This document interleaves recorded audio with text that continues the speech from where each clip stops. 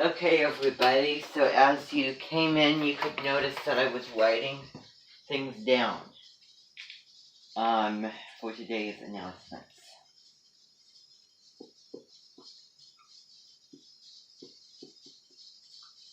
Just give me a second here.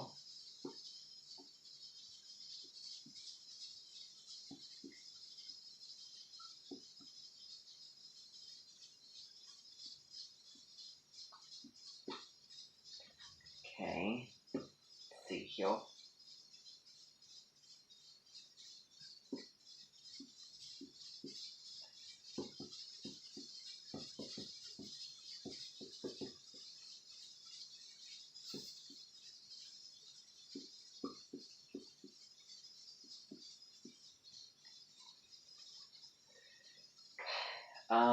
Let's see if there's anything else that I have to talk about.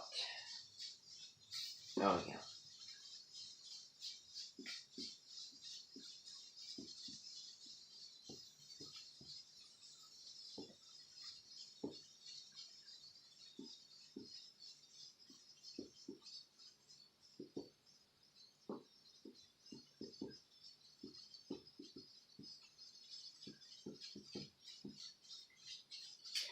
Alright, so everybody, now that that's officially written up, I just want to close the door here. Okay, now, it has been quite a while since we had a meeting, so this is nice to have an in-person meeting again, because I've been very, very busy, as you all know. So, I just want to tell you that I have not had a clubist for Virgo, because it's been, kind of a, Virgo season has been a brand new time for me to get started with my online classes, and I've been very, very busy and overwhelmed and really working very hard and analytically at that. So I just haven't had the leisure or the time or the energy to fit that in. But because it is in my moon sign and my opposite sign, and my half birthday is coming up next month, we're going to really take Libra season seriously. And I'm going to, the very, very first day of it, I'm going to tell you all of the plans that I have for Libra season. Because let me tell you that we're going to be doing a lot of stuff, including watching a lot of dancing, learning a lot about different cultures and injustices, reading a lot of poetry, looking at a lot of art and different types of fashion, reading novels and short stories, because it is an air sign, but it's kind of an air sign that is very, very compatible with water and earth, and it has that mixed in. And I do think that it is a very practical and logistical sign when it comes to a lot of things. And I think that the sign is very, it's kind of emotional. It's kind of an emotional sign. And Libra is all about the beautifying, charming factor, because it's ruled by Venus. And Venus is the planet of relationship, fun, friendship, affection, beauty, and what you value or care most about. And my Venus is in Gemini. If I had to choose my chart and if I had to switch it around, I would make it either Taurus, Libra, or Pisces or Cancer. Maybe Pisces. But we can't do that because we're born how we were.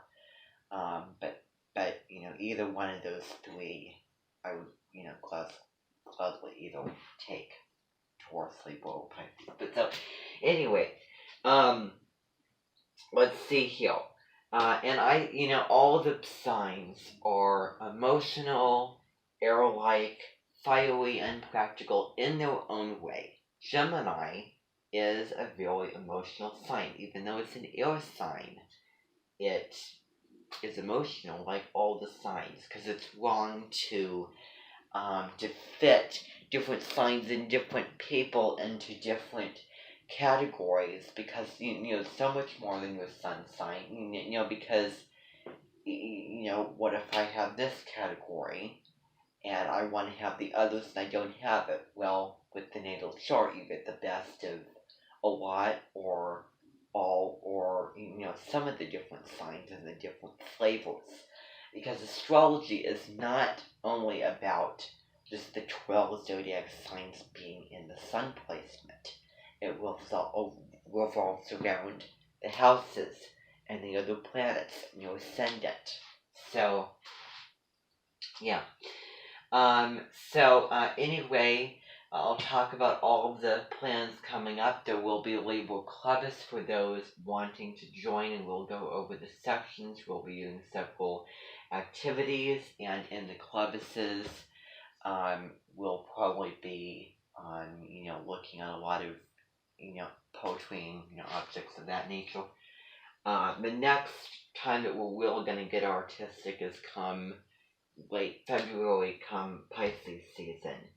And there will probably be a concert for Libra season. And when we get to Scorpio season, there's going to be a lot of good music and songs, all in minor key. And I think that, that the concert is going to be really, really great. And really, really fun and interesting. So, but let's hold off on that because it's not time yet, after all. So American Lit Clubus. Today we're going to be reading a little bit out of Old Man and the Sea. Now, you should have got up to page 81 in Old Man and the Sea by now, because coming up on Monday, you need to have that finished up. Monday or Tuesday. Old Man and the Sea, whole book, 127 pages, done. And I'm not only saying that for your benefit, I'm also saying that for my benefit because I'm teaching it.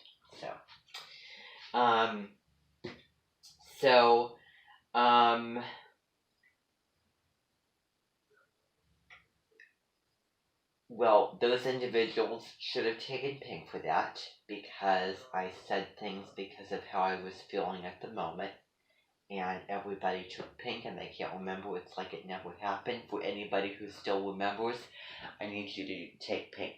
Water under the bridge, thing of the past. I do not want anybody talking about it or gossiping about it or, remembering it and knowing that it happened. So, okay. Well, if you're not raising your hands, that tells me that you took pink, because you're forgetting something. But if you but for those of you raising your hands, then those individuals should have not taken pink then. So have you all? Okay. Well, it's over there. I need you to help yourself to it. Okay. So for English Lit class, 1984, we're going to be discussing Chapter 1, Part 1. I've been very, very busy, and I have not had the time to read into that, or motivation for that matter. So we will talk about what goes on in the society, which I certainly do not want to escape to. It's one of those books that if you read it, it really, really makes you feel very grateful for what there is and what you have and what's going on around you. Because for those who are in 1984, you read it, but I would certainly not want to have something hanging on my wall, or a government spying over me all the time, because that would be very, very uncomfortable. That's very, very uncomfortable when you're, being, watched, have tabs on you and all that. And I think that, if you read the very, very beginning of the book, then I think that it will maybe take your breath away. It'll impact you, move you in some way because of what's going on in the setting is just so surreal and just not, just so dystopian, not in our world. And remember, he has a lot of real world references. So now we have North Korea, which, is a very totalitarian government, and the ruler Kim Jong-un needs to stay in power, and it's a very, very strict government. If somebody does something wrong, then they are going to definitely regret that. And if you see, there's a story about a man.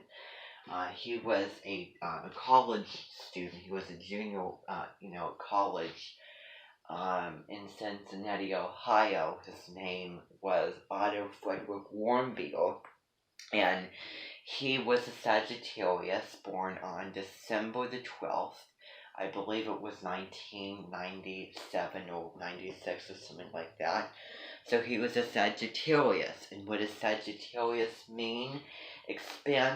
Expansion, freedom, adventure, travel. He loved to travel, and he was fearless, and he loved to adventure, and he had his, his best friends and his comrades, mates, if you want to call them that.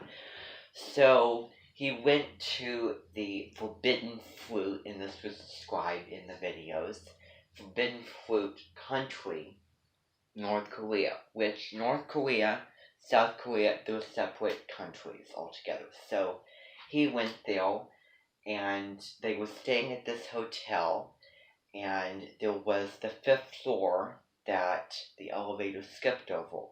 So he and his friends dared something that would cost him his fate. On the stairs, and he went to the floor, and he saw all kinds of hateful messages, and graphic illustrations, kind of, biracial against America, and